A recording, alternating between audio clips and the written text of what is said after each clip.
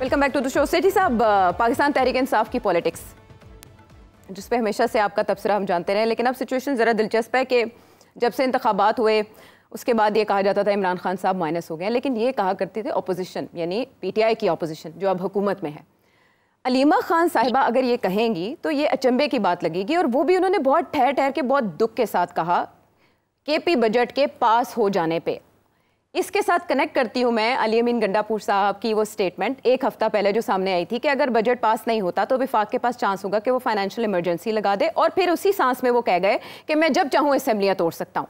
मुझे आपसे ये जानना है कि क्या इमरान खान साहब वाकई माइनस कर दिए गए हैं और किए अली अमीन गंडापुर साहब ने?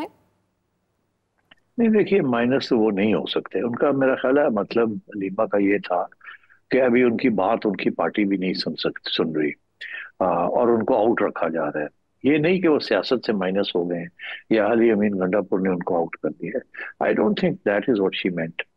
देखिए, इमरान खान को नहीं आउट कर सकते, अलबत्ता उसको कर सकते हैं शॉर्ट टर्म में। और वो अमीन गंडापुर जो है उसकी मुश्किल सिचुएशन है। एक तरफ उसके सर के ऊपर फेडरल गवर्नमेंट बैठी है, और किसी वक्त भी फेडरल गवर्नमेंट जो है गवर्नर्स रूल लगा के और इस गंडापुर और इन दोस्तों को सबको गिरफ्तार करके जेलों में फेंक देगी। और सबको पता है कि जिन लोगों को जेलों में फेंका है उनकी अदालतें उनकी कोई हेल्प नहीं कर सकी। इमरान खान छोड़े, इससे बहुत छोटे लोगों को भी जिनको वो कहते हैं नहीं छोड़ेंगे, तो अदालतें कांट डू एनीथिंग। और गंडापुर को भी पता है। तो ऐसा ना हो कि इमरान खान साहब तो 2 साल काट लिया, अगले 2-3 साल गंडापुर को काटने पड़ गए, एंड अदर्स। तो इसलिए मेरा ख्याल है ये थ्रेट तो रियल है, और ये ब्लफ नहीं है। अब ये बात तो गंडापुर को सोचना पड़ता है ना, ये कि यार एक गवर्नमेंट है, अभी थोड़ी सी लेवरेज है, उसको भी छोड़ दिया जाए। And I think Imran also understands it. Issue ये नहीं है, इशू मैं समझता हूँ है गंडापुर का रहना। Gandapur will remain chief minister, और गंडापुर को इसी चीज का फिक्र है। गंडापुर ने जो ये बजट पास किया है, एक तो ये कि एस्टेब्लिशमेंट को साथ टक्कर नहीं लेनी। वो कुंडी साहब बैठे हुए हैं बटन दबाने के लिए, so he doesn't want to risk it. Number एक। नंबर दो, ये जो उसको डर है कि पार्लियामेंट के अंदर, प्रोविंशियल असेंबली के अंदर ही ना कोई वोट ऑफ नो कॉन्फिडेंस हो जाए इसके खिलाफ, अपनी पार्टी ना इसको नॉकआउट करने की कोशिश कर दे। तो इन्होंने बजट पास किया, इसके अंदर एक बहुत अहम फिगर है विच इज जो उन्होंने फंड्स देने हैं अपने एमपीएस को। अब ये बजट पास होगा तो वो एमपीएस को पैसे देंगे ना। तो एमपीएस को पैसे देने का मतलब ही है कि ब्राइब करना उनको कि स्टे विद मी। अगर वो ये बजट ना पास करते तो एमपीएस जो थे उनकी बगावत ज्यादा इम्कान था उसका। अच्छा जी, फिर ठीक है, सानू कुछ नहीं मिलता पैसे, फिर करो कटो इन्हों। तो उन्होंने मेरा ख्याल है 2 birds with 1 stone।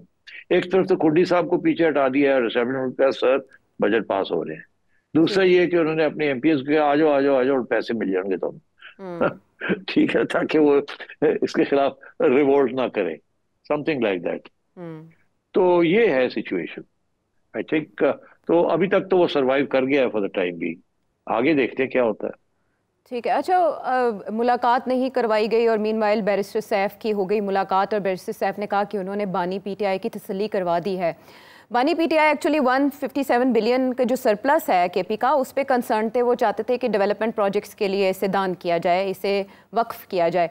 तो आपके ख्याल में कि ये जो इख्तलाफात हैं केपी के, ये जाहिर करते हैं कि अब केपी भी इमरान खान साहब के इन्फ्लुएंस से आज़ाद हो चुका है और उसको लीड अली अमीन गंडापुर साहब कर रहे हैं, और अफवाहें इस तरह की भी गर्दिश कर रही हैं कि उन्हें इस्तीफा देने पर मजबूर किया जा सकता है। तो व्हाट डू यू थिंक कि अली अमीन गंडापुर साहब आपको जाते हुए दिखाई दे रहे हैं?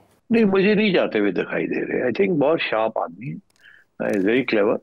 और मेरा नहीं ख्याल कि इमरान खान को कुछ मिलेगा इनको फारग करके और किसी और को लाके, क्योंकि he is a very powerful figure. और अब वो खेल रहे हैं गेम, एस्टेब्लिशमेंट के साथ भी गेम खेल रहे हैं, कुंडी के साथ भी खेल रहे हैं, पीटीआई के साथ भी खेल रहे हैं, अपने साथ लोग भी लिए हुए हैं, और कोई एक मेजर चैलेंज नहीं है to Gandapur. So I think बात शायद ऐसी चलेगी। मुझे मुश्किल लगता है, हो सकता है इमरान खान जेल में बैठा हुआ है, कुछ भी सोच सकता है, और उनके कान भर सकते हैं लोग, but I think Gandapur is playing the game. Gandapur साहब एक अरसे से गेम ही खेल रहे हैं, और उसके बाद भी वो आज भी वाशिगाफ अल्फाज में कहते हुए पाए गए कि वो सिर्फ बानी पीटीआई के पाबंद हैं और उन्हीं को जवाब दे हैं, इसके अलावा वो पार्टी की किसी कमेटी या पार्टी में किसी और शख्स को जवाब देने, ऐसे उनका कॉन्फिडेंस पता चलता है। सेठी साहब, एक और नेक्स्ट लेवल कॉन्फिडेंस विन की बात करते हैं। ज़ोहरान ममदानी, मुनफरिद नाम और उनका मुनफरिद काम, सोशल मीडिया पर उनका बहुत डंका बजा। जैसे ही उनकी कामयाबी की खबर आई है, उनकी कैंपेन का जो एक मुनफरिद अंदाज था वो सामने आया, तो सभी ने उनके बारे में बात करना शुरू कर दी। लेकिन कोई अंदाज़ा नहीं कर सकता था कि उनकी ये जीत जो आगे जाके उनके मेयर बनने की राह हमवार कर सकती है, उसके बाद राइट विंग की तरफ से या प्रेसिडेंट ट्रंप की तरफ से इतना रिएक्शन आएगा। मैं चाहती हूँ कि अब जब प्रोग्राम ख़त्म होने के करीब है तो आप अहाता करें इस चीज़ का कि क्या है उस सोसाइटी में जिसने ज़ोहरान ममदानी को इतना स्ट्रॉन्ग किया कि वो जीतने में कामयाब हो गए एक ऐसे मुखालिफ के मुकाबले में जो पहले से बहुत मजबूत रहा वहाँ पर, और वहाँ ट्रेंड्स क्या हैं जिसकी वजह से ज़ोहरान ममदानी को अब ऑपोजिशन का सामना करना पड़ा है? देखिए, न्यूयॉर्क है ना, ये डेमोक्रेट्स की एक गढ़ है। डेमोक्रेट्स इस वक्त सोचों में पड़े हुए हैं। They have lost to Donald Trump. They have not been able to produce any leaders. अब जो बाइडन, कमला हैरिस, ये कोई लीडर्स तो नहीं थे। So I think there is a crisis in the Democratic Party. और उसके अलावा there is a crisis in America. America के अंदर जिस किस्म के डेमोग्राफिक चेंज हो रहा है जी, वो डेमोग्राफिक चेंज इस तरीके का हो रहा है कि ज्यादा से ज्यादा लोग अब लिबरलिज्म की तरफ जा रहे हैं। ये जो नई जनरेशन आ रही है ना, और इंटरनेट की वजह से इंफॉर्मेशन जो है वो मोर इजीली अवेलेबल है to find out the truth. Falsehood भी बहुत है, फेक न्यूज बहुत है, मगर लोग जो हैं they becoming savvy. America is shifting away from I view. ये आखिरी विक्ट्री है ऑफ द अमेरिकन राइट, ये डोनाल्ड ट्रंप का। अच्छा। इसके बाद मेरी अपनी असेसमेंट है, Republicans will not win for at least 8 to 12 years। They will not win. और डेमोक्रेट्स जो हैं वो, उनकी सारी पार्टी अब तब्दील होगी। Democrats will have to move to the left. Democrats इतने राइट की तरफ आ गए थे कि they ended up doing wars. मगर जो इस वक्त माहौल बना हुआ है of the new generation, they are anti war. इसीलिए उनमें से बहुत से लोगों ने डोनाल्ड ट्रंप को भी वोट डाल दिया था, because is anti war, is anti the American establishment, the deep state and the armament industry.